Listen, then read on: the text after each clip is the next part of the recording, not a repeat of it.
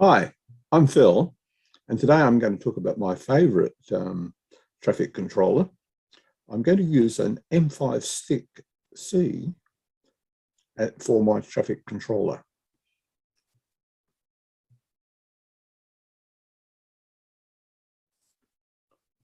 So I'll use a mind map to describe the aim of the STEM project and describe one of the projects and give you some references. So the total cost of doing this project is under $100, and you can reduce the shipping and the cost of the Lego parts by about half if you're buying in bulk. So the total idea, the objective behind this is that STEM students can learn about how microcontrollers and coding, what applications there are for that in society. And in particular, we'll be looking at traffic signal controllers. And the benefits to society, well, students can explore that. And one of those benefits is certainly road safety. And this particular project also encourages a bit of creativity. So students can use Lego to construct their traffic signal intersection. And what's interesting about this project is that it cuts down on the time to assemble and to code. So I would estimate that you could do the total construction within 10 minutes, and you can do the programming certainly within about half an hour. So here's the project. So I'll go through the particular objectives of this project, describe the hardware and the software, and I'll give you some results. Right at the end, I'll show you a video that demonstrates not only this particular project, but all of the traffic signal controllers that I've built so far. So what we're going to do here is have 4 traffic signal posts, one for each direction, north, south, east, and west. And we're going to have a pedestrian signals also. We're going to include 3 phases. And strictly speaking, the last phase is really not used in ordinary traffic engineering, but I'm using it as the emergency phase. So if there's a fault with the hardware, it will revert to this emergency or fault condition. The other phases, phase A is for pedestrians and traffic that are parallel with the pedestrians, and that's in the northern direction. Phase B is in the eastern direction. And for the pedestrian control, the pedestrian can either press button A on the microcomputer, or alternatively, there's a PIR, a personal infrared detector, which detects people. And if there's a person at the traffic signals, it will automatically register that there's someone waiting without them having to press the button. And for the signs, there are 3 of them. When the pedestrian is not to walk, there's a don't walk sign. Then when they can walk, there's a walk sign, and there's a countdown timer that shows you how much time they've got left to get across.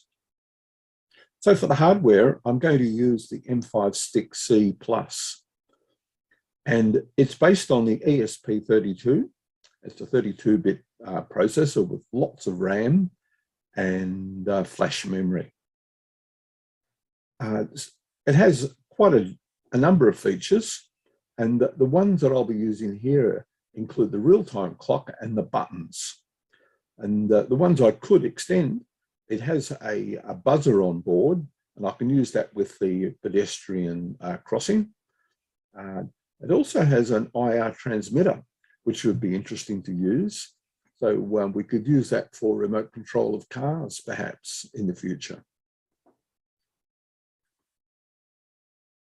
And besides the computer, I'm going to put a hat on top of the computer, and connect the lights with a unit. So the hat is the PIR sensor, and the unit is a RGB LED unit that has 3 lights on it, quite suitable for traffic signal controller. And just need to add the cables to that.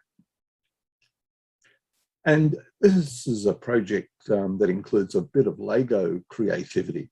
And the reason for that is that the StickC and the unit are all Lego compatible, and you can pin them to Lego beams quite easily.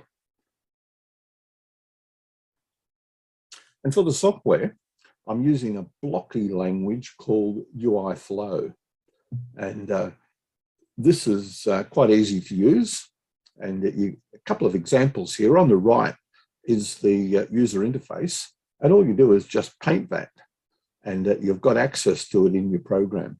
So if you want one of the labels, you paint it first, and then you can address it and change what you want to put on that label. And we'll have a look later that I'm using this programming not only for the RGB traffic signals, but also for the pedestrian signs and the countdown timer. So because there's a degree of complexity, I don't want to use delays which just loop around a particular location. I'm going to use the real-time clock and a timer with interrupts to make my program more efficient. And here's the total program. So it's quite graphical. It starts on the top right with the startup. Then there's the loop. And everything else is just a whole bunch of functions with 3 functions. The bulk of it is actually functions for the phases, phase A, B, and C. Phase A controls the pedestrian. So when the pedestrian presses button A, they launch into phase A, and the normal traffic routine is phase B, and phase C is just the flashing lights during the fault period. And right on the right, there's the event programs. So the interrupts cause the program to go to that particular location, and I'm using it for both the timer, which sets the phase times, and also for the push button. So some of the issues, the program worked, and it didn't take me long to construct. Within a couple of hours, I had it all working, but I still had a problem in showing the current phase. So on the bottom line, I've got some debug commands, and on that photo, it shows you phase A, but it does take a little while for that to show on the LCD screen. It's quite easy to extend. So if you want to add more traffic signals, say for right or left-hand turns, it's very easy to do that. Just add another RGB unit and some extra blocks for the code. It's also quite easy to coordinate with other intersections, because this processor has an onboard Bluetooth or Wi-Fi, and you could use a telemetry communication system called MQTT to set one of the traffic intersections as the master, and the other ones can be the slaves that are coordinated by the master.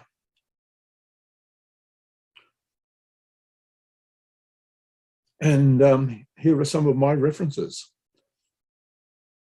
So stay tuned so that you can actually see an example of this in action.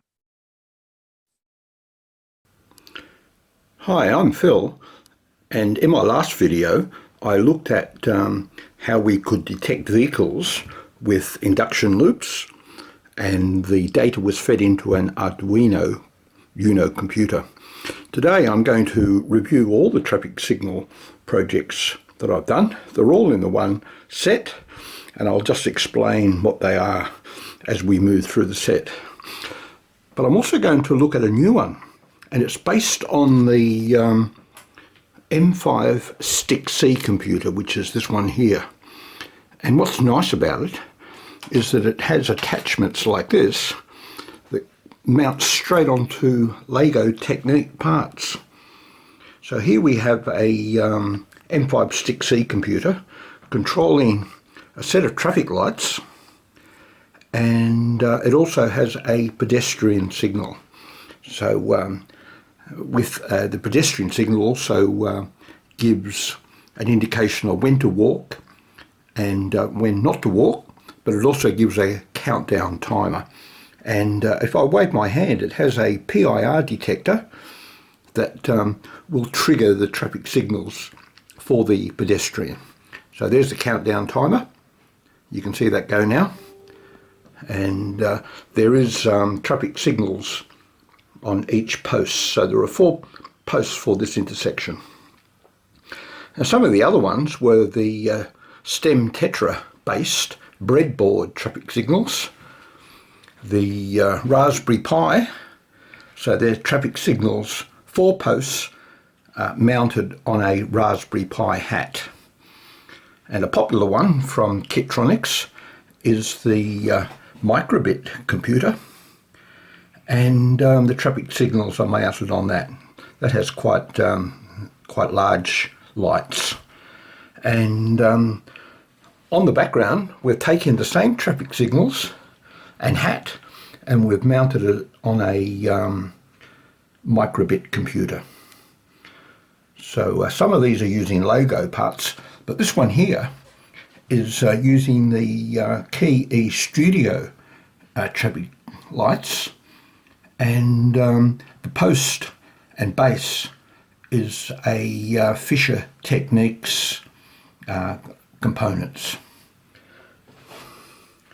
So there you have it. This is a variety of traffic signal controllers, and I'm going to now talk about the details of the M5StickC traffic signal controller. So this is the M5StickC computer, and it has traffic signal software mounted into it. The display is being used for a pedestrian, and the pedestrian can either press button A, and that will allow him access at the next change of phase. So there's traffic signals mounted on each of the posts, and these units are similar to the Grove modules, and they plug into the base of the M5StickC. And they're all daisy chained together, so it's actually quite easy to wire this up. And what we have here is an alternative way for the pedestrian to get across the road, and that is using a PIR sensor, and when that is triggered, it will allow the pedestrian to get across. So the display for the pedestrian shows don't walk, and at the next phase it will allow the pedestrian to walk with a countdown timer. And that is the M5StickC traffic light controller.